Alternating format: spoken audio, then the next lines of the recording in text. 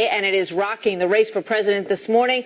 Brand new emails that have now been uncovered, phone records that match up with them and expose deep ties between the Clinton Foundation and Hillary Clinton's State Department. Good morning, everybody. Lots to go through here this morning. I'm Martha McCallum. And good morning, Martha. Good morning, Eric. And good morning, everyone. I'm Eric Shawn in for Bill Hemmer this morning. You know, she said she turned everything over to the feds. But guess what? Now the FBI finding nearly 15,000 previously unreleased emails, and a federal judge is demanding that they be released immediately. Buried in those exchanges, top aide Huma Abedin giving special access to the Crown Prince of Bahrain, who was a major, like $30 million donor to the Clinton Foundation. And on top of that, another watchdog group has now found hundreds of phone messages from a foundation executive to Cheryl Mills, who is Hillary's chief of staff during her time at the State Department. And Donald Trump seizing on this new information, calling for a special prosecutor to be named right now. The amounts involved, the favors done, and the significant number of times it was done require an expedited investigation by a special prosecutor immediately. After the FBI or Department of Justice whitewashed Hillary Clinton's email crimes, they certainly cannot be trusted to quickly or impartially investigate Hillary Clinton's new crimes, which happen all the time. So we've got Team Fox coverage for you. Mike Emanuel has reaction from the Clinton campaign. John Roberts is with the Trump camp, and Byron York standing by for analysis this morning. So let's get started with you, Mike, laying out what we have learned here. What's in these new emails? Well, Martha, nearly 15,000 emails collected by the FBI, which could be released just weeks before the election. There are also a group of emails showing the interaction between longtime Clinton aide Huma Abedin and longtime Clinton Foundation executive Doug Band, released by the advocate group Judicial Watch, showing some of the interaction between the two. One from June 2009 showing basically Band trying to get a meeting for the Crown Prince of Bahrain with Secretary Clinton, a prince who had committed $32 million to the Clinton Global Initiative. There are also nearly 150 messages left for State Department Chief of Staff Cheryl Mills by the Clinton Foundation's Chief Operating Officer over a 2-year period. That's according to call logs released by the State Department in response to a Citizens United lawsuit. There was this reaction from a State Department spokesman. Secretary Clinton's ethics agreement at the time did not preclude other State Department officials from engaging with or having contact with the Clinton Foundation. In Hollywood last night, Clinton had a lighter moment with late-night host Jimmy Kimmel. Are you enjoying being a grandparent? It is the best, Jimmy. Do you wish you had more time, that this campaign didn't coincide with the kids being so little? Well, I think I'd be distraught if we didn't have FaceTime. I really do you do that a lot? All the time. Have you considered using FaceTime instead of email?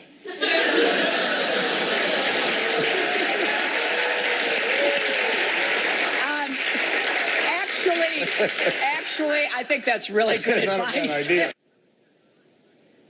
On a more serious note, Clinton campaign spokesman Brian Fallon said last night, quote, Hillary Clinton has consistently taken responsibility for her decision to use a single email account, and she has said for over a year now it was a mistake and she regrets it. But this email issue continues to linger, with more potentially coming out ahead of Election Day. Martha? So, Mike, how's the Clinton campaign responding at this point? Well, they are responding to attacks on the Clinton Foundation by essentially saying that they will change procedures if Hillary Clinton is elected president. They are also punching back. There's Clinton campaign chairman John Podesta attacking Donald Trump, saying essentially that Trump needs to come clean about some of his business practices, about his complex network of for-profit businesses that are hundreds of millions of dollars in debt to the big banks. And Clinton running mate Tim Kaine defended the foundation's work. Today, you raised some questions about the Clinton Foundation. The Clinton Foundation is a nonprofit organization that is a world-class charity. It's provided life-saving AIDS drugs to 11.5 million people. And all the donors to the foundation have been disclosed. And the foundation has said, I'll go further. We'll restructure itself completely if Hillary Clinton is elected president. That's a pledge. It is clear the Clinton campaign and its allies took attacks on the foundation very seriously with their swift response. Martha? All right, Mike, thank you. Well, meanwhile, on the Republican side, as Mr. Trump calls for that special prosecutor to investigate Mrs. Clinton, there are no new questions this morning on whether or not he is softening his stance on immigration. His campaign denying that, but they've canceled what was supposed to be a big speech on that issue on Thursday in Colorado. John Roberts reporting live outside of Trump Tower here in New York City on the Trump campaign. John, let's first start with the Clinton situation and those emails and Mr. Trump's call for a special prosecutor. Eric, good morning to you. You know, there's an age-old tactic in politics, and that is when your candidate's or when your opponent's campaign is running off a cliff, don't do anything to interfere with that. And that's the philosophy that Donald Trump is employing this week. He was going to be talking all about immigration with a big speech in Denver planned for Thursday. They've decided that because of this controversy involving the new 15,000 emails that had just been discovered, as well as all of this news about the Clinton Foundation and whether or not people were buying access to the State Department, they've just decided we're going to sit back and let that drive the news cycle. But of course, they're also going to throw a little bit of wood on the fire. Last night in Akron, Ohio, Donald Trump insisting that a special prosecutor has to look into this because the Obama administration, Department of Justice, can't be trusted to conduct a fair and impartial investigation. Here's what Trump said last night.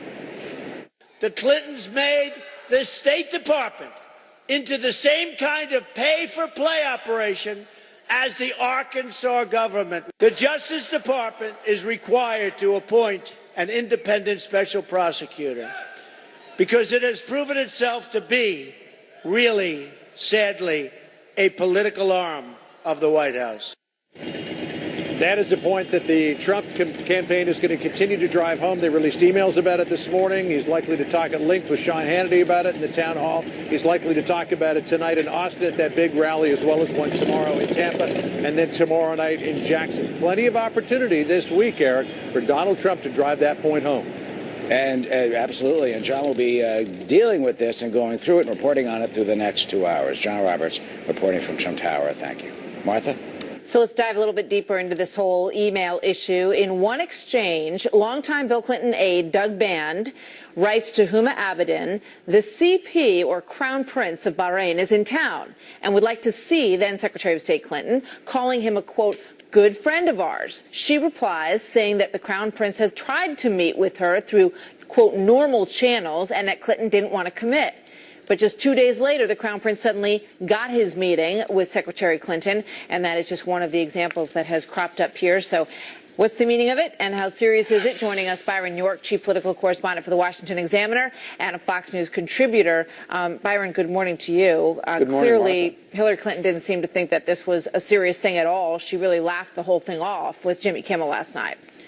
You know, she's going to have to do more than that, because this actually does seem to illustrate what Donald Trump was talking about when he said pay for play. You have this foreign official comes to the U.S., wants to meet with the Secretary of State, can't get a meeting through regular channels, goes to the Clinton Foundation, where Bahrain has given a lot of money to the Clinton Global Initiative especially, and the Clinton Foundation goes back to Hillary Clinton's office, said, hey, this guy's a good friend of ours, you know, you might want to let him in, and he gets his meeting. So it really does appear to be kind of a classic pay-for-play situation. You know, if at the very least, just the disclosure that these aides are spending all of this time on this Clinton Foundation stuff, right, going back and forth, answering these emails, setting up meetings. I mean, this is when Syria is imploding, ISIS is on the rise, this is the State Department. It seems that and no doubt they were dealing with important business as well, but there's a lot of time and effort going into this stuff, Byron.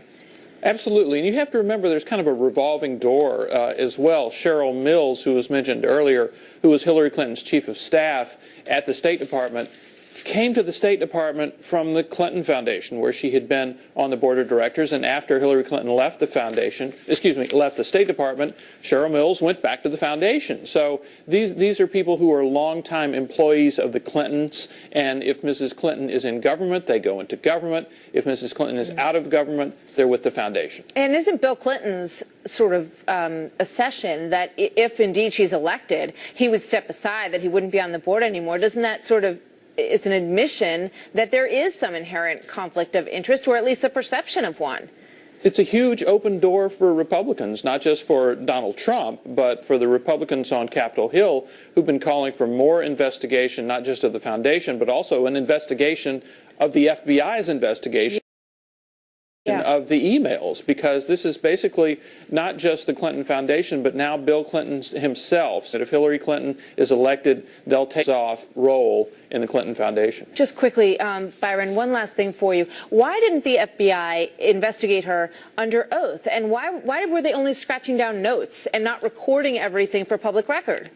Well, I'm told, I mean, this is standard procedure. There's a report called an FBI 302 form where if you do an interview with someone, agents take detailed notes. But this is by hand, sometimes with a computer, but they take detailed notes. They don't make a transcript. They don't make a recording. I'm told that sometimes changes, that is sometimes used these days, but it was not used in this. And to add to that, now that Republicans on Capitol Hill have gotten to see some of these FBI documents from the investigation, they're saying the FBI has heavily redacted them. They've blacked out large parts of them, and Republicans don't know why these parts were blacked out. So you're going to see a fight over that as well. It's a very legitimate question. I mean, you would think in such a high-profile case there would be a transcript of this conversation, of her answers to all of the questions, which apparently just does not exist, which I think a lot of people remember, find surprising. Martha, yeah, Byron. They did that interview 3.5 hours with Hillary Clinton on a Saturday afternoon, and within 48 hours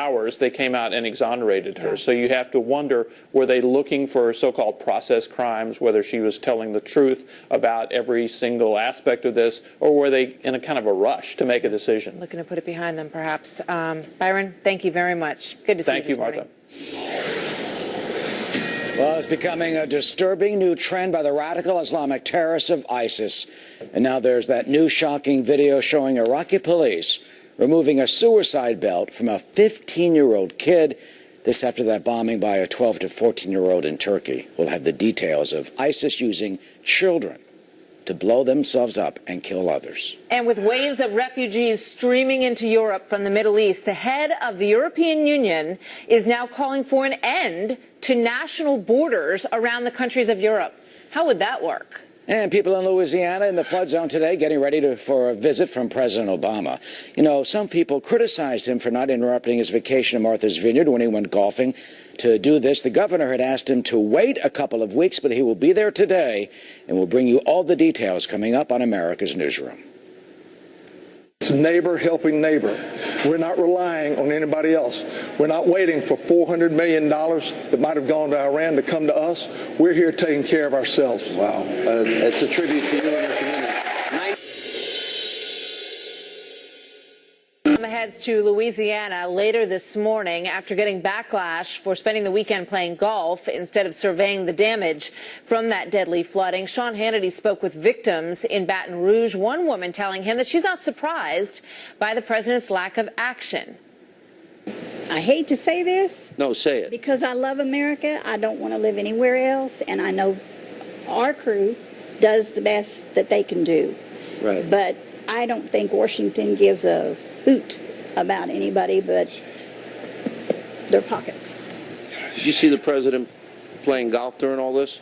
No, I didn't, because I don't have a TV. Louisiana Congressman John Fleming joins us now. Congressman, good morning to you and welcome. Good morning, Martha. Yes. So the president heads there today. Is it too late? Well, Martha, it's never too late, but my goodness, look how long it's been over a week since the floods began. And look, I got to tell you, I was in Baton Rouge when the water was rising.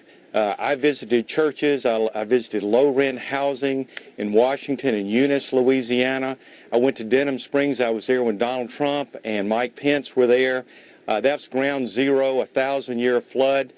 And the devastation is unbelievable, but neighbors are helping neighbors in Louisiana. In terms of a presidential response, you know, I know that you say you don't need to come right to the scene right away, but what would you have preferred in terms of a response from the president? What would have been the most helpful? Well, I've got to tell you, Mayor Landry in Denham Springs, again, ground zero, told me that after 6 days they had seen no federal officials. No one had brought water to them or food except for faith-based organizations.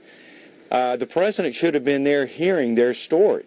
And, there's something about heart here. There's something about emotion, psychological support. These people are crying on people's shoulders. They cried on my shoulders. They were talking about memories that were destroyed in their homes. And the president out playing golf. It really makes people in Louisiana angry and sad that the president seems to have turned his back on the people of Louisiana in their time of greatest need. Yeah, I mean, it seems like the right words, even from a distance, go a long way, because these people Absolutely. feel like the country forgot about them and that they weren't, everybody was on vacation and not paying attention when this was happening to them. So, in terms of the visit that you had from Donald Trump and Mike Pence, what was your perception of that? Because some people felt it was, sort of election politics. What was your sense of what they were like on the ground? Not at all. They were cheered. They were very much appreciated. And the people of Louisiana appreciate leadership. And I really have to believe the president actually need most for the people of Louisiana. So really, heart and emotion is a lot. Psychological support. If the president is not going to show up, then, of course, there's a lot of concern over the fact that FEMA and the National Guard or others who may not be on the ground the way they should, we have to ask the question, well, then if the president's not here, no wonder there's a delay in other types of services. It was kind of shocking, given the criticism that President Bush got from President Obama, Senator Obama at the time, that he wouldn't be especially sensitive to this situation and want to make sure that he was, doing all that he could and more. Well, the president himself criticized President Bush while he was a senator. Senator Obama at the time criticized President Bush, and all the president did was try to avoid creating any problems. He didn't want to create a disturbance, but he regrets not having shown up. President Obama should have learned from that experience. He should be here, should have been here, frankly, a week ago. Congressman, thank you. No doubt when he gets there, he will see that devastation firsthand, and it's striking. Everybody who's reporting to us from there just says how unbelievably devastating it is. So we send our good thoughts to you all, and we hope that you continue to get the help that you need. Thank you very much, Congressman. Good to see you this morning. Well, Martha, a would-be suicide bomber dispatched by ISIS stopped by police. And that suspect reportedly just 15 years old. Coming up, we'll tell you about the disturbing new trend from the terrorist group, deploying children as terrorist killers. And one Muslim community here at home trying to send a message to ISIS by putting up this billboard. Look at what it says. Of Syrian rebels backed by Turkey are preparing to launch an attack on an ISIS stronghold along the Turkey-Syria border. The assault is expected to take place over the next few days. It comes after multiple attacks by the Islamic State inside Turkey, and they are now fighting back, including a bombing at a wedding this past weekend. And that attack at Turkey's main airport in Istanbul that happened back in June. And as if the depths of depravity, the radical Islamic terrorism killing innocents is not shocking enough, there's a new trend we've been telling you about, using children as suicide bombers. There's more disturbing video coming out of Iraq that shows police stripping a bomb from a would-be suicide attacker, and that young boy with that suicide bomb belt is believed to be as young as 15 years old. He was stopped in the city of Kirkuk by police, and his arrest comes just one day after another child was believed to be the bomber who killed all those people in the wedding party in Turkey over the weekend. John Huddy is live in our Middle East Bureau with the very latest. So, John, first let's start with that child in Iraq, the latest potential suicide bomber. What do we know about that young boy? Well, Eric, Iraqi police are saying that the boy is claiming that he was kidnapped by ISIS militants and then forced to try to carry out this attempted bombing. Disturbing video, as you mentioned, Eric, and also compelling video as we look at it again, showing those Iraqi police officers disarming clearly, obviously we blur his face, but a very upset 15-year-old boy, believed to be anyway, who had a suicide belt strapped around his waist, loaded with explosives that could have caused horrific damage, like we saw, as mentioned, in Turkey. 54 people were killed in a suicide bombing at a wedding party, possibly by a child attacker, though Turkish officials have not confirmed that and really have backed away from claims it was a boy, maybe even as young as old. For more information, there is serious concern at this point that ISIS is using younger recruits, such as children, to carry out these type of attacks as it continues to lose ground in Iraq and parts of Syria. This is just so unspeakable and obscene. I mean, really, using young children like this. And it is a growing trend. Absolutely. It's a growing trend? Well, well, that's the concern, is that this can continue, that ISIS is using new tactics and recruiting and using groups of children to do this. It's not the first time either. As we've seen in the past, ISIS has used children to carry out executions, beheadings, shootings. We've seen the video of that before, Eric. ISIS isn't alone. Al-Qaeda has done the same thing, as we've seen in the past. The Taliban has done that in Afghanistan, Boko Haram in Africa, and also other radical Islamic groups such as Hamas. Hamas recruits children and younger fighters to carry out, or at least to fight, against Israel. I saw that, Eric, when I was in Gaza recently. Billboards showing children, in my estimation, as young as 10 or 11 years old, and my translator agreed with this, dressed in military fatigues and holding an AK-47. So obviously, serious concern about ISIS increasing the use of these young recruits. Eric, just so sad. John, thank you so much for your insight. So it was more than a year ago when Hillary Clinton said that she had deleted her personal email because there was nothing worth reading in them. Remember this? I chose not to keep my private personal emails. Emails about planning Chelsea's wedding or my mother's funeral arrangements, condolence notes to friends, as well as yoga routines, family vacations. Well, we know from the FBI testimony that there were indeed work-related emails among those, and what a difference a year makes now. We learned that thousands of new emails talk about quite a bit more than yoga. In fact, I don't think they found any yoga emails in there as far as I know. So people want answers. They want to know about the FBI investigation and how it operated. All of this is gaining steam. Do you think that's just a coincidence? Make no mistake, when you donate millions and millions of dollars, what are you asking for? And as we have been reporting this morning, stunning new evidence pointing towards a potential pay-for-play operation between Hillary Clinton's State Department and the Clinton Foundation. Thousands of newly uncovered emails and phone messages have revealed prominent foundation donors received special access to then-Secretary of State Hillary Clinton, even though Mrs. Clinton and the Clinton campaign insist there was no wrongdoing. Not true, says Judicial Watch, the conservative advocacy group that brought that Freedom of Information Act lawsuit to get the emails. It says the new emails are proof of shocking conflicts of interest and bad faith. Mrs. Clinton swore under penalty of perjury that as best as she knew, all these records, all government records have been turned over. But this court hearing today demonstrated that wasn't the case. Well, the new batch may include thousands of work-related emails, but Mrs. Clinton claimed repeatedly that she had already turned over all of her work-related emails to the State Department. We went through a thorough process to identify all of my work-related emails and deliver them to the State Department. I turned over everything I was obligated to turn over, and then I moved on. I turned over everything that I could imagine. When I see you are interviewed, you make a point of saying, I turned over everything. All my work-related emails. How do you know that? I know that because there was an exhaustive search done under the supervision of my attorneys. Well, that apparently is not the case. Rich Lowry, editor of National Review and Fox's contributor. Brad Woodhouse, president of Correct the Record and former communications director for the DNC and member of Hillary PAC. Welcome to you both. Hi, Eric. Washington Post this morning, front page. Donors given access to Clinton. I mean, Rich, they told us this isn't the case. Campaign manager Abby Mook says there's a complete separation, full transparency, nothing to hear to see here, folks. What does this mean? This is a gross distortion, Eric, of how our government is supposed to work.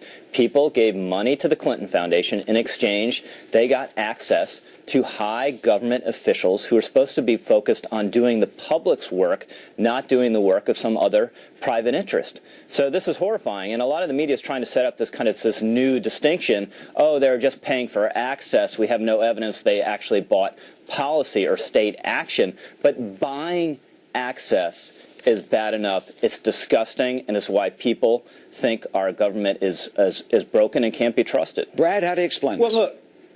Well, look, Rich, first of all, you have no proof that anyone bought access. I mean, the fact is there are plenty of people who would give to a foundation. They may give to the Clinton Foundation. They may give to the Gates Foundation. They may give to any foundation in America, and they might still have business before the State Department. That doesn't mean ergo that they have. Have you seen the emails, Brad? Access. Have you seen the emails where Doug Band is emailing Huma Abedin saying this guy is very important to us, he needs a meeting, and she's responsive to that? Brad, you can't deny it. It is in black and white in these emails that Hillary Clinton tried to hide from the public for exactly this reason. That doesn't mean that through other means or other channels, those people wouldn't have gotten the same meeting. I mean, you act like, Rich, you've never sent an email to anyone asking them for a meeting for a let me interrupt you both. Wait a minute, Rich. Brad, this is not supposed to happen. They're not supposed to go around the loop over to the Clinton Foundation. Let me read you two emails specifically that deal with a big donor to the global initiative. This guy's name is Casey Wasserman. He's a sports marketing agent. Mrs. Clinton's having a fundraiser. Before I read this, I'm going to tell you about the guy in Beverly Hills. His foundation apparently gave $5 to $10 million to the Clinton Foundation, hired Bill Clinton for like $3 million in a consulting fee. And here's the email. They're trying to get apparently a visa for a British soccer player, which they can't get. So what do they do? They go right to Huma. And here's the email from her. I doubt we can do anything, but maybe we can help with an interview. I'll ask. I got this now. Makes me nervous to get involved, but I'll ask. Band replies, then don't. Mrs. Abedin, Huma, is admitting right there she's nervous. She knows something is wrong. She basically realizes said no. This is not good. No, she said, in not so many words, she declined. In not so many words, she declined the request. I mean, that's a courteous way of declining a request. I mean, Rich, what you all want to do is paint the worst possible. I got to give Brad credit. He is earning his pay this morning. This is a real manful effort. But there's a reason Casey Wasserman, he could have just given to the Red Cross. He didn't have to give to the Clinton Foundation. And why all these political donors, why all these foreign interests, hold on, Brad, the reason why they gave the Clinton Foundation is they knew Doug Band worked for a former president, was tied in perhaps to a future president and to the current Secretary of State, and they could get government favors for it. Brad, that is just plain as day. There's no way to deny it. Don't even try. That is not plain as day. That is not plain as day. You don't have a shred of evidence to suggest in the emails. That anything untoward occurred. I mean, emails about meetings are what, Rich? They're emails about meetings. Brad, that's access. That's what the critics are claiming. They paid Quickly, for access. 30 seconds left. Brad, what's going to happen? She's going to get indicted? What's going to happen? Well, of course she's not going to get indicted. She already hadn't gotten indicted. We already had an FBI director that Republicans love and have praised through the years who said that no reasonable prosecutor would bring any case related to these emails. They have a dumpster fire of a candidate on their side, so they want to continue to peck at this issue to try to save down ballot candidates from Donald Trump. In sheer political terms, Eric, I think the Clinton email, just the fact that she used the private email, is baked into the cake. People have decided about that. But what they haven't decided about, what they haven't really heard for, is this kind of pay for play. And it's a major vulnerability of hers and a major test for Donald Trump. He needs to make sure this week is about nothing else. Nothing else except for these Clinton emails. Well, she told us it's all about the yoga and the wedding, and all the stuff was turned over, and that's not the case. Brad and Rich, thank you. Thanks, Eric. Well, get them out. Get them out. So Hillary Clinton, as you guys have been talking about, trying to laugh off concerns about her email investigation and her family's foundation. When she appeared with Jimmy Kimmel last night, she told the late-night host that her political opponents have a new point of attack, which is her health. Are you in good health? Well, this has become one of their themes. Here, you take my pulse while I'm talking to you. Okay. Oh my God, there's nothing there. I don't know why they are saying this. I think on the one hand, it's part of the wacky strategy. Just say all these crazy things and maybe you can get some people to believe you. On the other hand, it just absolutely makes no sense. And I don't go around questioning Donald Trump's health. I mean, as far as I can tell, he's as healthy as a horse. So just to be sure that she was okay, Kimmel had her open a jar of pickles, which she did successfully, which is always the clear test for overall health, right? She didn't even, did she use one of those things that you can go buy at the store? No, she did it with her bare hands. All right. I need that rubber thing, to do that. Well, meanwhile, Europe, have you heard about this? We know it faces a range of challenges from the flood of refugees, terrorism, and sluggish economy. But get this, one top European official has been calling the national borders, quote, the worst invention ever. What does he mean? We'll tell you coming up. Plus, a life and death situation that was caught on video. A fire tears through a home, and the hero police officers who saved 3 lives. I called the cops right away, so if I didn't call the cops right away, then we'd probably all be dead. You could see that, the fear on their faces as they're coming down. They said, drop the baby, and they just dropped the baby, and they caught the baby. During a massive fire that tore through a house in New Jersey. It happened in the town of Sayreville, where 4 people, including 2 young girls and an infant boy, were trapped inside that house. Look at that smoke. Well, the flames had already spread to the front door when police arrived. I tried to get up the stairway, but it was fully engulfed. There was no way getting up there. Looked at the people who were getting the ladder, then looked up in the air, and she was already jumping. So as she was on her way down, I caught her. Wow. Well, luckily, they all did manage to make it to a bathroom window, and they jumped out of that window to safety. Thankfully, no one was seriously injured. The cause of that fire still under investigation. So the head of the European Union saying that national borders are, quote, the worst invention ever. Jean-Claude Juncker says that he wants to open all of the borders between the countries in Europe, this despite a flood of refugees from the Middle East and the recent terror attacks in Germany, France, and Belgium. Joining me now with his thoughts on this, John Bolton, former U.S. ambassador to the UN and a Fox News contributor. Good to have you here this morning, sir. Good morning. So what do you think about those comments? Well, cue up the John Lennon music. Look, what you're hearing here is the essence of the European Union theology, that war in Europe was caused by nation states. The way you eliminate war in Europe is eliminate nation states, and it's one reason, I think the most profound reason, why the British just voted to leave. They actually like their country and would prefer to keep it rather than see it in a borderless Europe like Juncker's imagining. But the practical consequences really do, though, go to day-to-day security for average Europeans. With this flood of refugees covering so many terrorists, with the terrorist attacks we've seen, a borderless Europe looks a lot less attractive today than it did back in the dreams of the founders of the EU. Yeah, I mean, it feels like the sentiment in Europe is going in the actual opposite direction of what he's talking about. Is that your sense, or is that just what we, sort of what we read about how people are feeling in Europe? No, I think that is an increasing mood in the public as a whole. It's certainly been spurred by the refugee flows, but it's been building for a long time, and it goes to the basic flaws in the European Union project. This is a top-down initiative driven by people who have concluded on an ideological basis that a Europe without nation states making a superstore and then fail. Currency is failing. It's failing because people are rarely consulted about what they think of this project, and when they do in referenda in country after country, they tend to vote against it. So when you add on the terrorist problem, the terrorist threat caused by the refugee flows, it's no wonder it's coming to a boiling point.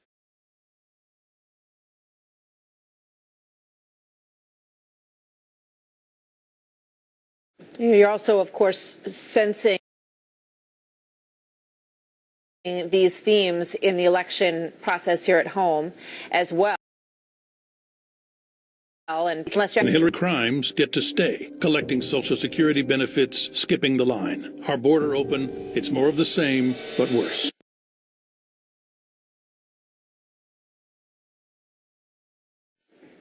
Similar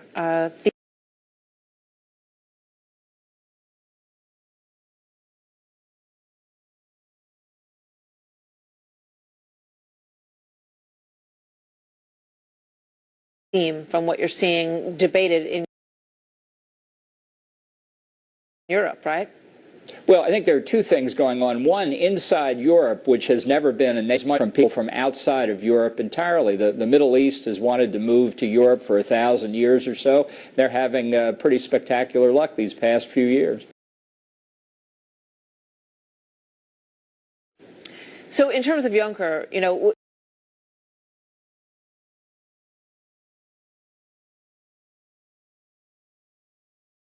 what's his future, and is there traction to his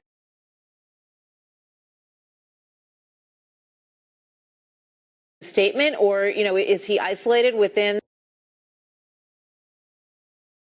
the EU and the other sort of the Euro, as they're called, that has helped fuel the anti-EU sentiment within all the member states to a lesser or greater extent.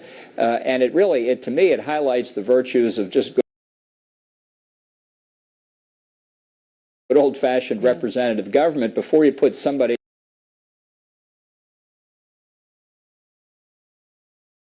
in a position to say something like that, you ought to see if he can get elected by real people outside of his native country, Luxembourg. Yeah. You know, it's interesting to watch when you look at these elections. Sarkozy has now announced that he's going to run again in France. What kind of impact do you see on the elections in Europe from this?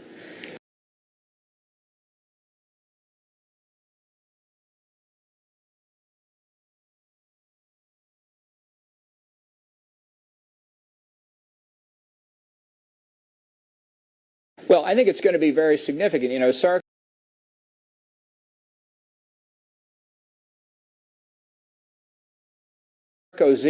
who was thought to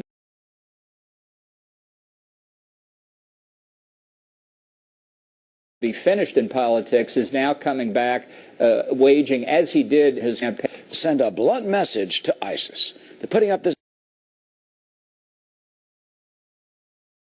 billboard. Why, they say they are taking a stand. Sad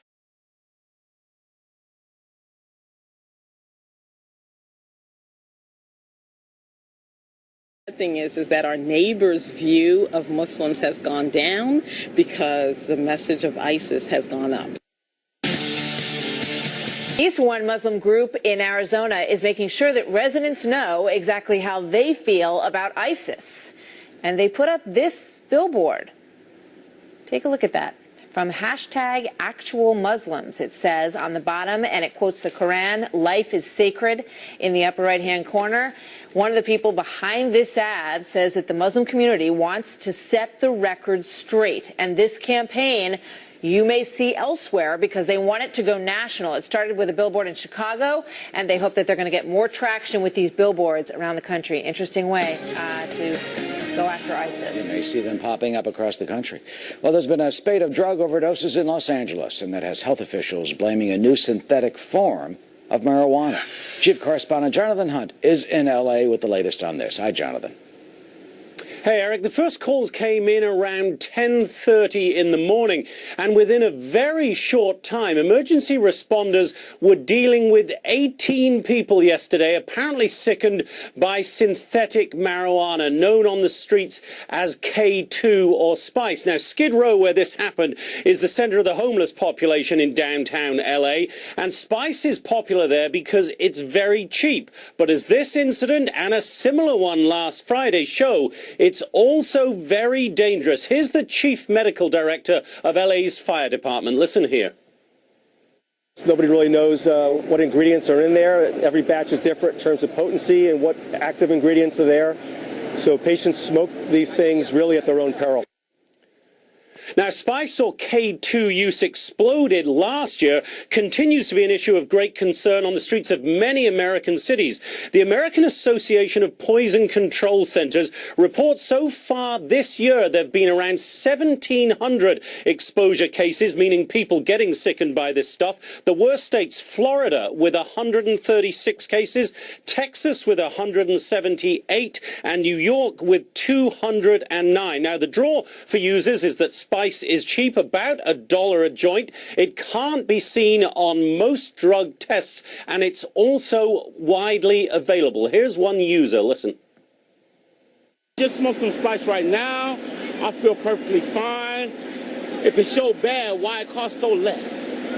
You know, they only want $1 for it. That's all they want, man. Most of the synthetic marijuana is legal. It's easily obtainable, but it is, according to one doctor, a public health crisis across this country. Eric? That sounds like it. Jonathan, thank you. Fox News Alert here. We are hearing about a possible stabbing attack in Virginia. The FBI investigation as a possible terrorist attack into this case now. We're going to give you the details when we come back right after this. Fox News Alert, we are just learning that the FBI is investigating whether a stabbing attack in Virginia was actually a terror incident that could have been inspired by ISIS. Police say that the suspect shouted Allah Akbar during that attack, and they want to know whether or not he was inspired by Islamic extremism, and that has now opened up a whole new chapter in that investigation. Welcome, everybody. Brand new hour now of America's Newsroom. Good morning, everyone. I'm in for Bill Emmer. Well, according to the latest reports, this is the suspect. He is identified as 20-year-old Wasil Faruqi. He recently, they say, traveled to Turkey, and he may have been trying to sneak into Syria and join ISIS. Here's the police dispatch chatter after the attack.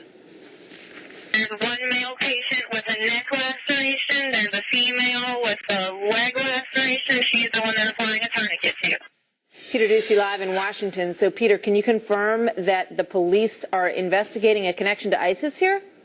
We can, Martha, and it's because the attacker was reportedly screaming Allah Akbar while he tried to behead one of the victims. And we're told the Roanoke Police Department immediately called the FBI when details like that started to come in. So now the Bureau's special agent in charge of the Richmond Division is telling us that, quote, the FBI is working with the police department following the incident that occurred on Saturday evening. While I cannot discuss the details of the investigation at this time, I do want to reassure the community that we are working to determine the nature of the incident. The man in custody charged with 2 counts of aggravated malicious wounding is Wasil Faruqi. He's 20 years old, and he's being held right now at the Western Virginia Regional Jail without bond. ABC News is reporting that Faruqi did recently try to sneak into Syria to link up with Islamic State fighters, but Saturday night his trip was to the Pines apartment in Roanoke. That's where he ambushed a man and a woman with a knife. The man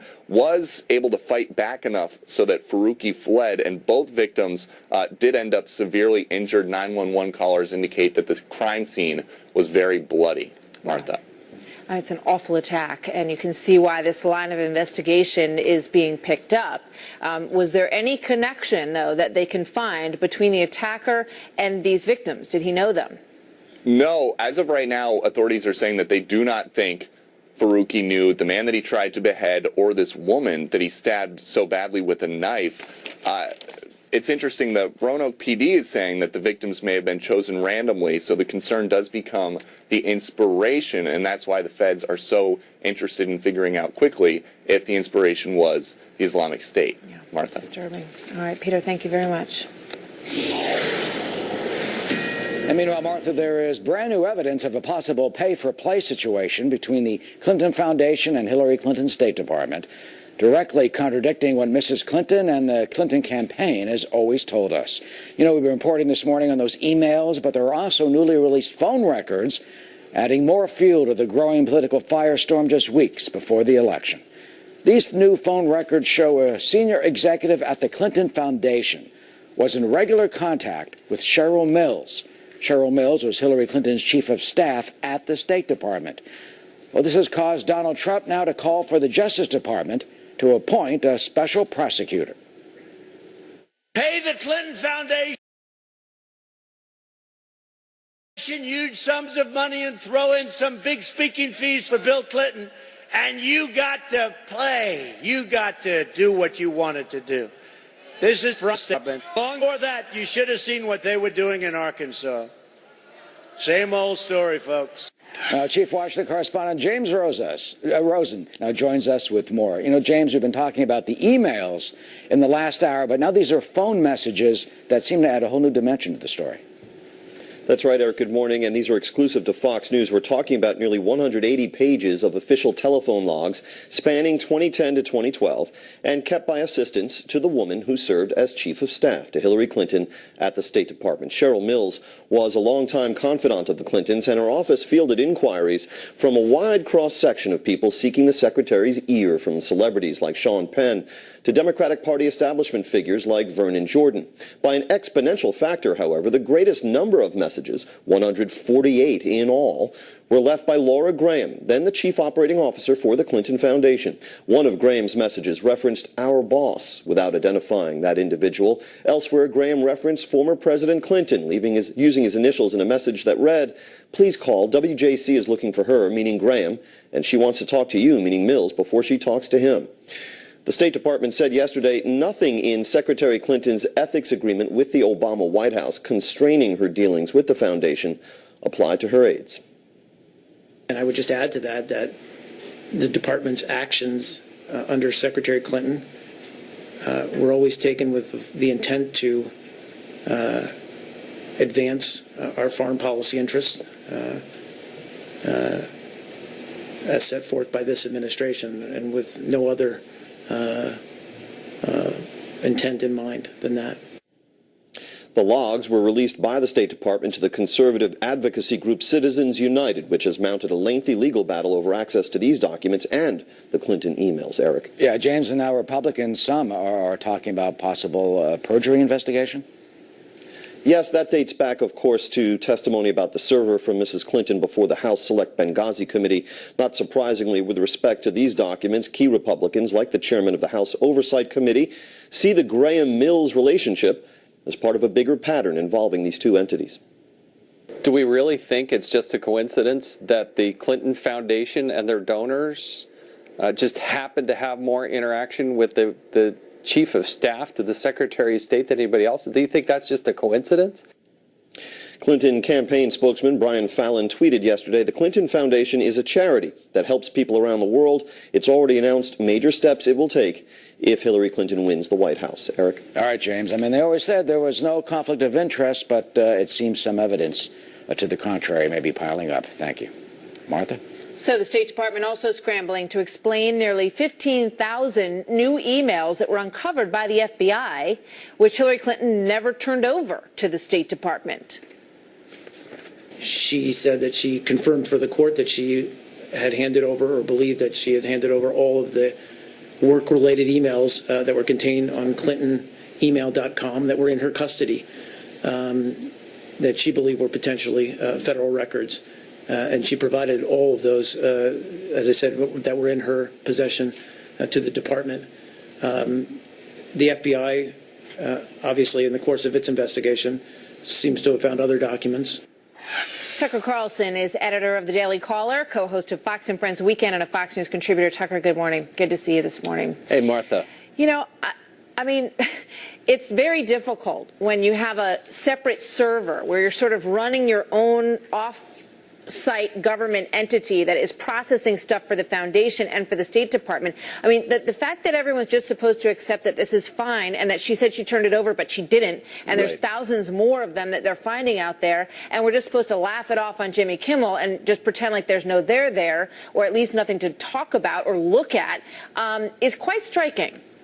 Well, it's a tragedy. I mean, it discredits not simply Hillary Clinton and her presidential campaign, but the U.S. government. I mean, she ran the State Department, and they allowed this, and now you're watching State Department flacks have to spin for her. The whole thing is gravely embarrassing to the country. It makes our government look incompetent and third world, and for good reason. And by the way, does anybody think that this is the end of it? I mean, 15,000 new emails that nobody knew about last week. What comes next? What's in those? I mean, you see what I'm saying? So this is going to be a story that unfolds for years, and it has all kinds of very set implications. And keep in mind, Hillary Clinton, as of today, is likely to be the next president of the United States. What does that mean? It means it's going to be pretty hard for her to dodge this story if elected, and that's bad for all of us. And I know that you're critical of the press on this, because if the precedent is set that, you know, we're not supposed to care about this, and this is not a story, and that it's all sort of designed to make sure that Hillary Clinton doesn't get elected, that people need to do their jobs and look into this story. If that goes by the wayside and she's elected president, well, why would they be careful with, you know, any of this stuff? Because it's unlikely to change. I mean, the press has a meaningful role in keeping the government honest. That's the whole reason that we exist. Look, we knew years ago that Huma Abedin, her closest aide, was also working at the Clinton Foundation. People basically ignored it. Look, here's the truth, and everyone knows it. Virtually everyone in the press wants Hillary Clinton to get elected. Fine. They sympathize with her. They're on her side ideologically. But that doesn't mean that you shouldn't cover her. They're ceasing to cover her campaign because they fear it will help get Donald Trump elected. I don't think there's anything she could do that would warrant coverage. I mean, if she got caught taking bribes from North Korea and passed out cold in the middle of an interview, it would get 300 words in Politico. They're just not going to pay attention to it. So what does this mean if she does get elected? And again, as of today, she's likely to. I'm not voting for her. I'm just telling you that's what the polls say. If she gets elected, are they just not going to cover the bad parts? Yeah. I mean, I think the press's relationship with people in power has changed in a way that's ominous. Yeah. You know, in terms of this Colin Powell part of the story, she, you know, attempted to sort of sweep him into her vortex and say, it's the same thing. See, apples and apples. Here's Karl Rove on that last night. He had an account on an established web hosting company, AOL.com. He used it for intercommunications inside the State Department, but it wasn't a private homebrew server stuck in his basement. And between the time that he served as Secretary of State and the time that she came in as Secretary of State, the rules were tightened, and department officials were told explicitly, do not use private email accounts. Very different. Well, yeah, and poor Colin Powell. This is not a new thing. They've been trying to implicate him in this for the past year. Since this story broke, one of the talking points has been, well, Colin Powell did it too. And he hasn't responded. And Rove makes, of course, the key point, which is he used AOL for part of his communication. She used her own homebrew server exclusively for her public communication, for her work communication. There's really no comparison at all. I don't think he wanted to speak up about this. I don't think he wants to be involved in this presidential race at all. And yet she forced it. Her aides forced it because this was their first talking point. Well, Powell did it too. Are you attacking him too? Yeah. You know, you feel sorry for him. He doesn't have anything to do with this at all. Just one more. I'm just curious what you think about the FBI investigation given all this, because that's the thing that keeps coming up to me. I mean, you know, poor Martha Stewart, you know, lied to an FBI investigator and he went to jail for it. And Hillary Clinton, you know, they sort of took some notes, and there's no accountability for what she said to them in that investigation at all, despite the fact that James Comey wanted to make it very clear, oh no, this is an investigation. Oh, which is the most striking part of the whole story, and it's gotten undercovered. I live in Washington. I know a lot of people who've gotten in trouble with the FBI, and most of them get in trouble because they lie in their conversations with federal agents, which, as you noted, is a felony. I've never heard, ever, of a situation where a subject of an investigation is invited in and there's no being sworn in, there's no tape recording of the conversation, there's literally no transcript of it. Is that the rule that I'm going to live by next time I commit a felony? Am I going to? Are they going to do that to me? No, yours will be recorded, Tucker. I guarantee you. Think? Yeah. It's unbelievable, and it's a big part of the story. We're going to keep digging in. Tucker, thank you. Always great to see you. Thanks, Martha. That was a great point. I don't understand, you know, how you can speak to the FBI and there's no record, no transcript of what you said. And then when James Comey was asked in open congressional hearing, you know, well, did she lie when she spoke to the FBI? He said, no. Well, how do you know if there's no comparison of what she said to what the record is? So we're going to stay on this part of the story. Ask Martha Stewart how she feels about this. Good question. I know. She was cooking the other day. I saw her downstairs, so maybe we'll bring her back. All right. Well, meanwhile, you know that Hillary Clinton supporters, well, you know, they say all this talk of favors or big donors, it's nothing new. Politicians do it all the time. But one columnist is making the argument that Clintons take this to a whole new level. He brands them Clinton Incorporated, saying we've never seen anything of this magnitude ever before.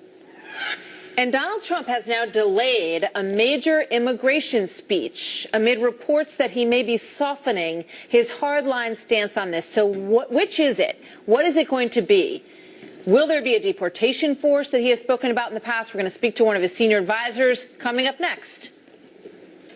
We have a lot of bad people that have to get out of this country. We're going to get them out. They go around killing people and hurting people, and they're going to be out of this country so fast your head will spin. he will want, first of all, remove the illegal immigrants who are criminals, and then second, work within the laws that we have on the books now, as well as potentially put new laws in place and new entities in place to make sure we're enforcing the laws on the books and protect the American worker, American people. How is he going to do that? The Border Patrol Union, for example, has endorsed him. They're down on some of their numbers by a few hundred. I was down at the Texas border. Right. Is he going to beef up customs? Is he going to beef up immigration? Is he going to have this so-called deportation? Another name, the existing resources and assets now? Donald Trump is unquestionably the law and order candidate, so he will make sure that resources are absolutely beefed up for all law enforcement in this country, and that absolutely includes Border Patrol. So that'll be a big part of the initiative. And again, we'll be laying out the specific speech when we're going to right away. Quickly, final answer. When will he give the speech? He's supposed to have it on Thursday. Listen, it'll be over the next couple of weeks. It's an agile campaign, Eric. And the bottom line is the American people care about the 15,000 emails that just came out about Hillary Clinton, and we need a special prosecutor to make sure that she is prosecuted impartially and fairly. Barack Obama cannot do that. Loretta Lynch cannot as well. All right, Boris. A lot going on today, Yes, Boris. absolutely. From the immigration to the emails. Thanks for coming in. Thanks. Martha? So staying on the topic of Donald Trump, he is now seeking support from minority voters, saying that inner cities have been turned into, quote, war zones by Democratic policies. So how will that message go over, and will it work for him? And thrill seekers at one amusement park getting a little bit more than they bargained for up there.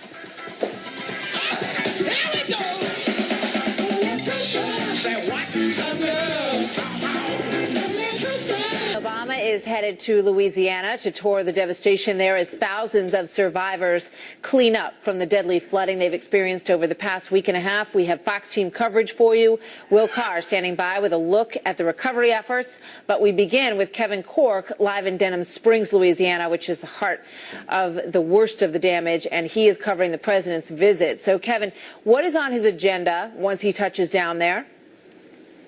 We can expect at least three things for sure. Number one, he's going to meet with his team. That includes FEMA and, of course, the Department of Homeland Security. He's certainly going to meet with state and local officials and ask them again what, if any, federal assistance they may need moving forward. And then third, we expect the president to, of course, meet with the people who have been impacted right here on the ground by this devastating storm. And I can tell you, clearly, Martha, sometimes the pictures really don't capture the full scope of what we see on TV. And I can tell you, being here now really changes things. You can see devastation. I'm talking about debris fields as far as the eye can see in virtually every direction from where I am standing. That is what will be greeting the president when he makes his way here later today. We've seen water lines over 6 feet high, the smell of mold and mildew and rot just about everywhere. Reminds me a lot of what we saw after Hurricane Katrina. That's why a lot of people were so critical about the fact that the president didn't get here sooner, in particular when you consider the sort of contrasting images of what's happening here on the ground and the president in a relatively Tony area up there at Martha's Vineyard playing golf. Martha? Yeah, we're just looking at live shots of the president. He's at Andrews Air Force Base as he makes his way now onto Air Force One for the trip to Louisiana. He just came over on Marine One from the White House. That's the way he travels. And there he goes onto Air Force One. Wave from President Obama as he heads to Louisiana. And clearly, as you point out, he's been criticized for not coming sooner. And how is the White House responding to that criticism, Kevin? Listen, I think they're incredibly sensitive to it, understanding and recognizing what happened post-Katrina back in 2005. And so they've spent the better part of, I would say, a week really sort of pushing back against this narrative that the president was somehow an absentee landlord, if you will, when it came to getting down here and defending the rights of the people in Louisiana and being there for them to see him on the ground. Yesterday, White House Press Secretary Josh Earnest rejected comparisons to the post-Katrina response under President Bush. What's different about this situation is that in response to this flood, you've got Democrats and Republicans in Louisiana praising the federal response. And I think that's the most significant difference. And, of course, the president, as you pointed out, en route to here in Louisiana, as you continue to look at just a snapshot of the devastation, again, that is in every single direction here, Martha, really striking. It'll be interesting to see what his perspective will be when he gets here on the ground. Of course, we'll bring that to you right here on Fox News. But for now, Back to you. All right, Kevin, thank you. So meanwhile, thousands of people trying to cope with the damage that was caused by that heavy flooding. An estimated 60,000 homes have been damaged. At least 40 state highways are closed to traffic still. And there's the very beginning of the cleanup effort. Will Carr is live in Baton Rouge with the latest from there. So, Will, how are things going in Baton Rouge today? Well, Martha, this is definitely going to be a long recovery process, and we want to give you a visual of exactly what President Obama is going to see today. We're driving down a street here in Baton Rouge, and we've seen this street after street. Debris piled in front of homes here. Over the past 3 days, homeowners have really gutted the inside of their houses. They've taken all of their possessions that were destroyed by these floods, and they've put them out here. Really, walls of their personal possessions are what's left of them. We're told that this could take 3 months to clear throughout this entire area. 110,000 residents have filed for federal aid, and now many are voicing their frustrations to us about problems they're having with insurance. They tell us they thought they were fully covered for this, finding out that they're not. These are all things that they want President Obama to be aware of. Take a listen. There was a lot, saying that our leaders weren't really doing anything, but, I'm not obsessed with that right now. I don't care about that. I want to get my stuff out. I want to get my home back to where it was. I think any big political figure that visits draws attention to the situation we're in. So I think it's good for anybody to come here. Hotels are sold out. More than 2,800 people are in shelters. Many are just sleeping in their cars until they can get help from FEMA. Some schools in this area will be closed until September 6th because of problems with mold. While this all happens, residents here continue to talk about the heroes they've encountered. People who were out sandbagging. They were doing the water rescues over the past 10 days. The same people were cooking food at night and distributing it in the morning to the people, and the sense of this community that the residents we talk to, they want the country to be fully aware of. Martha. Yeah, I mean, that's what every one of them has said, that the community has been incredible and that they have received so much help from each other, and that is something we can all be thankful for. Will, thank you. We'll see you later. Yeah, that's absolutely true. Well, the Clinton Foundation, it pulled in billions of dollars from bigwig wealthy donors around the globe. Do you think they expected anything besides charitable works in exchange for all that dough? And a slugger hits one out of the park. Literally. Just wait until you see where he hit, where that ball landed. That had to happen. He has to park his car in that spot. He has to hit the ball to that spot. It has to be turned around the right way. Hillary Clinton under fire as never before seen emails reveal her State Department gave special access to Clinton Foundation donors. But this apparent quid pro quo may be just part of the Clinton business model. Bill McGurn writing today in the Wall Street Journal this: the Clintons are unique in having an ex-president with a spouse in play, not only as Secretary of State, but possibly as president herself. And if you are a foreign government or a wealthy businessman, a donation to the Clinton Foundation might look like an excellent investment at just about any price. Steve Hayes joins us now, senior writer for the Weekly Standard and a Fox News contributor. Steve, good morning. Good to have you with us. The Clinton campaign would like everyone to believe that this has been investigated and it's done and people need to move on. This editorial this morning by Bill McGurn points to reasons why perhaps that is not a great idea. Yeah, no, there's no question that we shouldn't be moving on. We're seeing new revelations about the interplay between the Clinton Foundation and the State Department on virtually a daily basis now. And again, this isn't speculation. This isn't something that's coming from Republicans launching accusations without the facts to support them.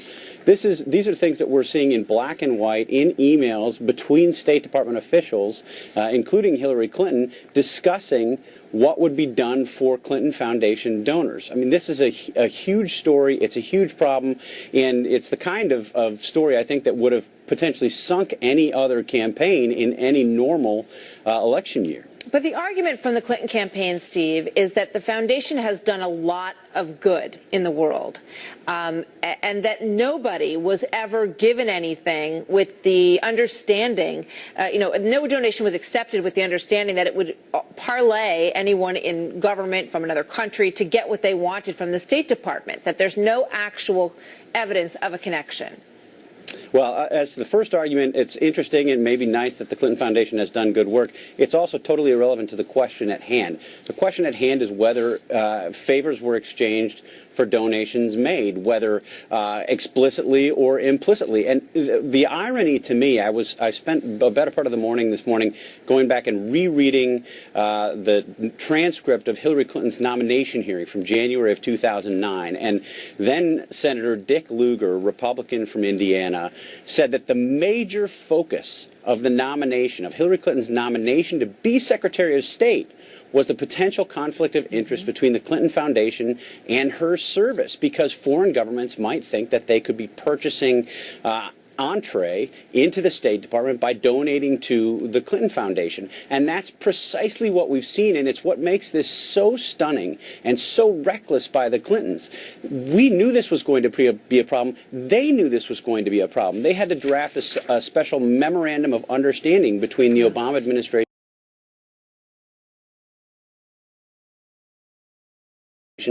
and the Clinton Foundation in order to avoid even the appearance of impropriety. Well, here you have something that goes well beyond the appearance of impropriety. You have actually in the foundation.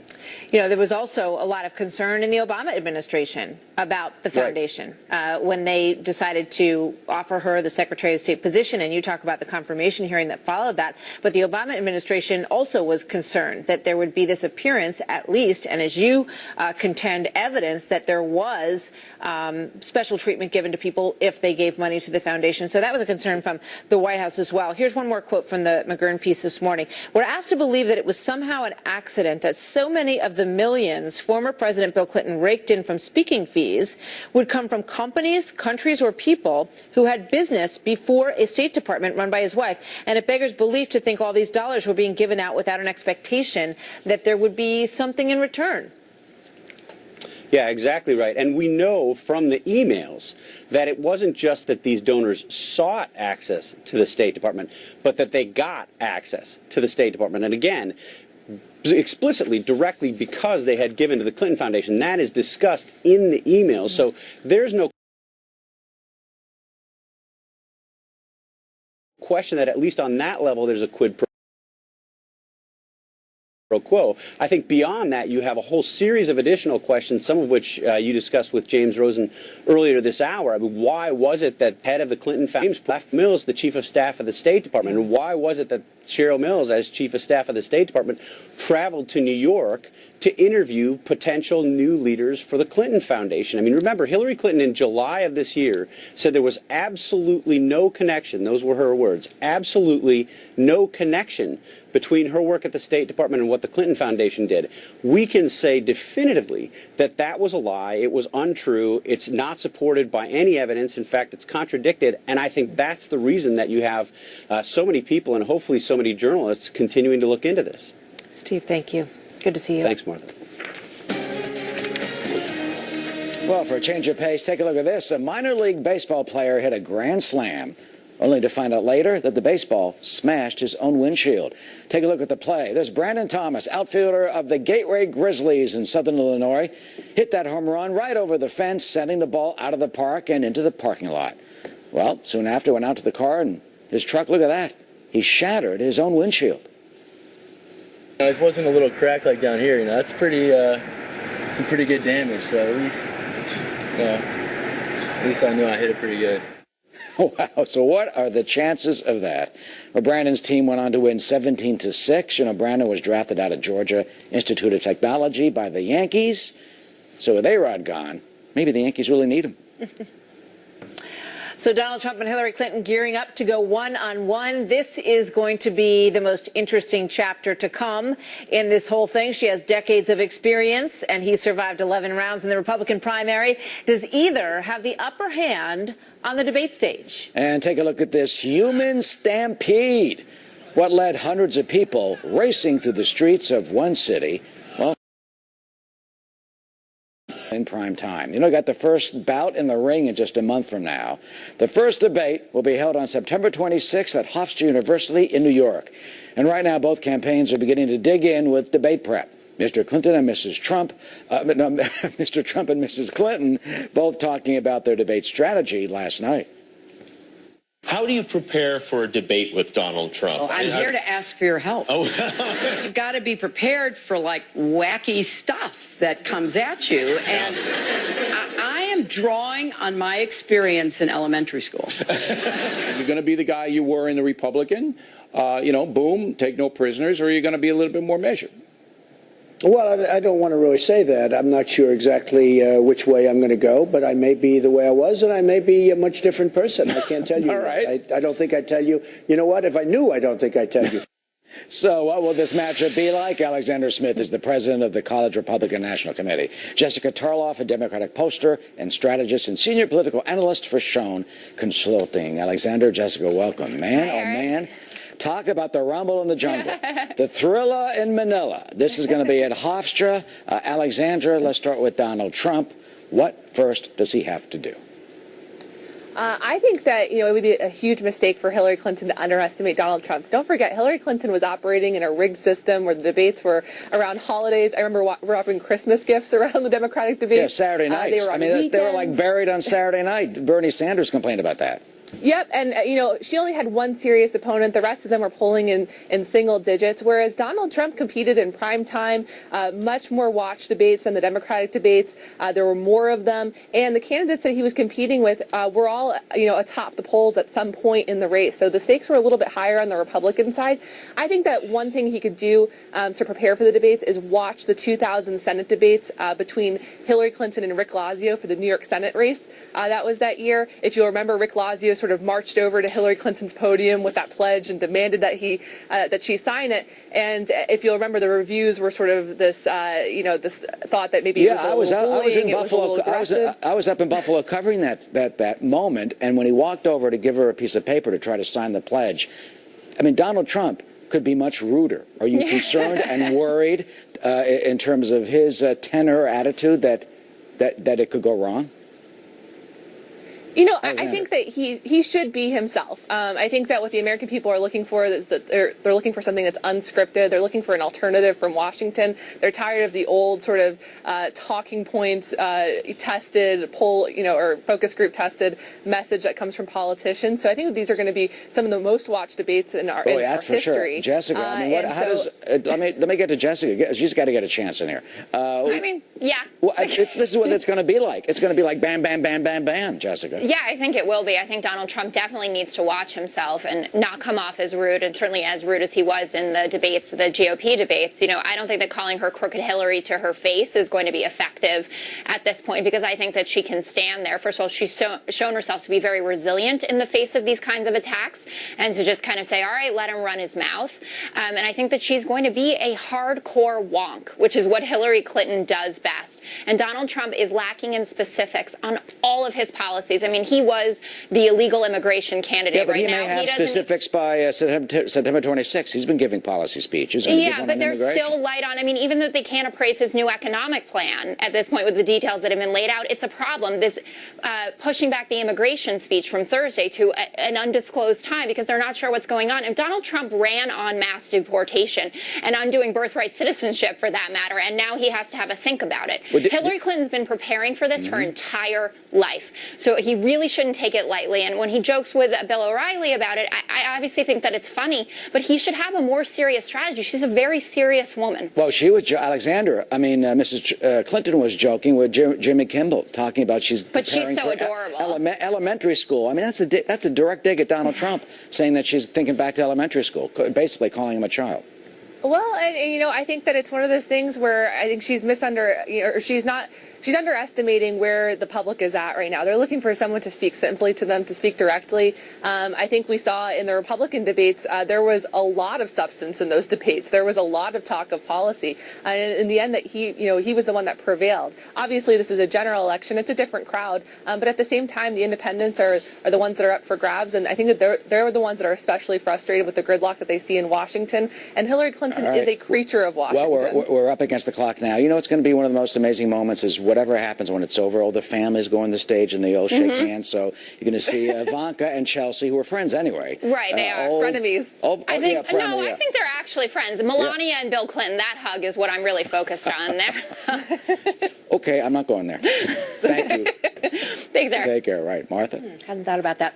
All right, let's go to Jenna Lee and find out what's coming up on Happening Now this morning. Hi, Jenna. I haven't thought about that either, but now we all are, aren't we, Martha? All right, some big developments today in the race for the White House as Hillary Clinton comes under new fire over her private email server and those other emails that are out. Also, some new questions about the Clinton Foundation and its dealing with the State Department. We'll ask the question, does it matter? Also, new questions about Donald Trump and changes to his schedule this week. We'll talk to the Trump campaign coming up top of the hour. Sounds good. Look forward to it. Thank you, Jenna. So missing for almost 2 years, a NASA satellite lost in space finally phones home. Hello, we found you.